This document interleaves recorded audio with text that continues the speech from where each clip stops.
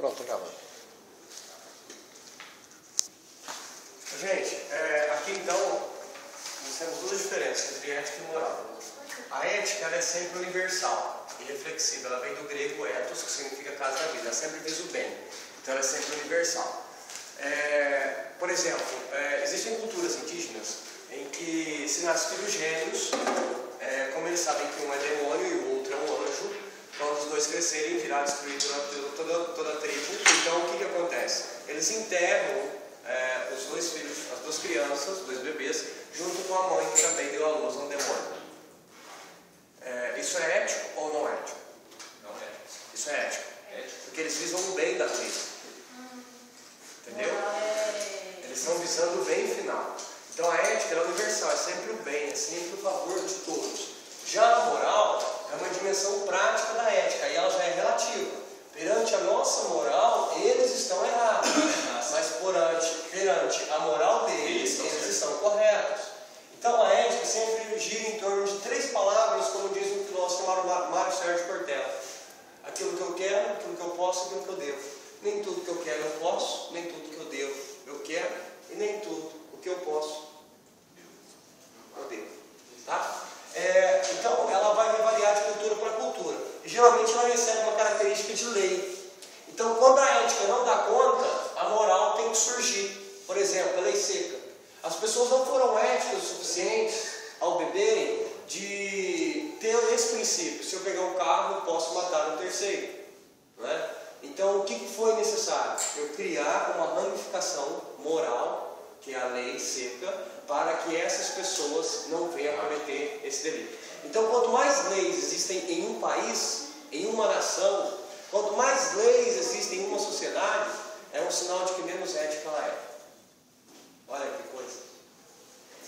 Aí eu fico pensando o seguinte: nós somos tão degradantes, nós somos tão desumanos, que nós precisamos de um código chamado Direitos Humanos para falar para nós mesmos o que é ser humano. Porque nós não somos capazes de pensar eticamente o que é ser humano.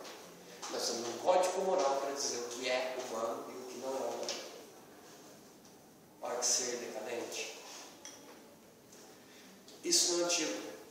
Os filósofos iluministas, eles começaram a pensar isso. E dois grandes deles é Hobbes e Rousseau.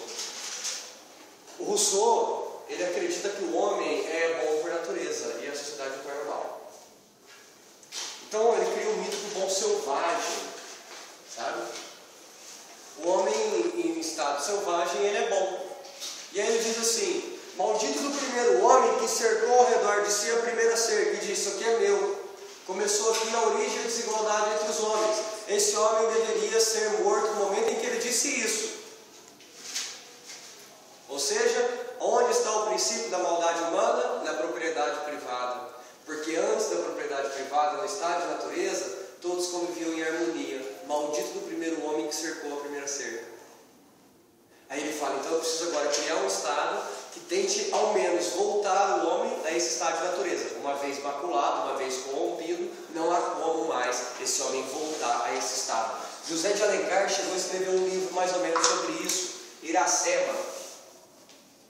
José de Alencar é o vice-presidente do Portão? Não. Iracema, a Virgem dos Lábios de Mel. Né? Quando o português chega, ela vê o português, vê o cabelo loiro, ela acha que é um bicho e atira. Só que ela acerta aqui, não é? Acerta os ombros.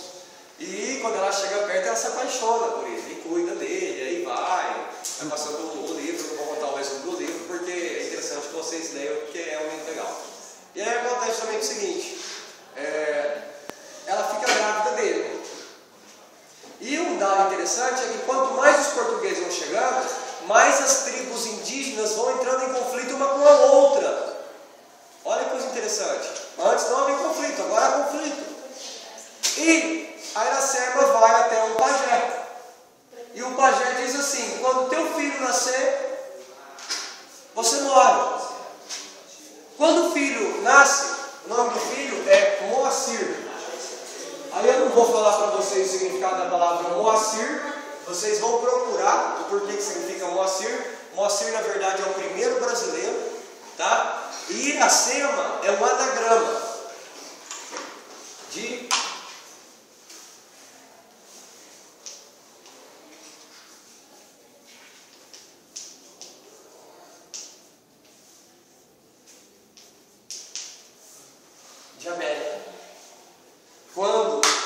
América era boa antes da chegada da civilização, antes da chegada da sociedade.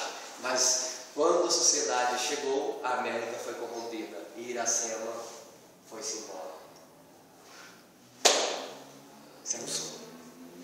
O Hobbes é o contrário. O Hobbes ele vai acreditar que o homem é mau por natureza. A sociedade o torna bom. Ele fala assim: imagina lá no estado de natureza.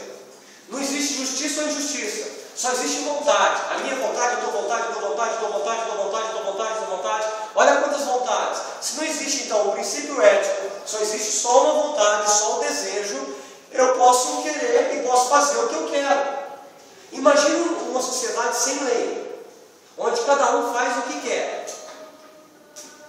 Então, esse homem ele tem medo de morte violenta, porque é uma guerra de todos contra todos. Há estupros, há mortes, há escravidão. Então esse homem ele teme uma morte que seja uma morte extremamente dolorida, porque não existe homem mais forte. Pode se juntar 3 homens e destruir o mais forte, depois nós resolvemos os problemas entre a gente. Aí ele vai falar: o homem é o lobo do próprio homem. O homem é um caniço. Ele não é como as abelhas e as formigas, que são sociáveis por natureza. Nós somos sociáveis porque o Estado nos força a ser sociáveis. E nós formamos esse Estado por medo, por covardia. Por quê? Porque ao mesmo tempo em que nós somos maus por natureza, nós temos a inteligência de fazer o seguinte: vamos abdicar o nosso poder de mando, nosso poder de fazer justiça com as próprias mãos a um corpo artificial. Esse corpo artificial é um corpo artificial vivo e motor. Esse corpo artificial é o Estado. Então, o Estado ele começa a criar prerrogativas que cercam as nossas vontades para que nós não infringimos o direito do outro. E aí o Estado então faz a justiça. Você faz isso toda vez que você vai votar nas urnas.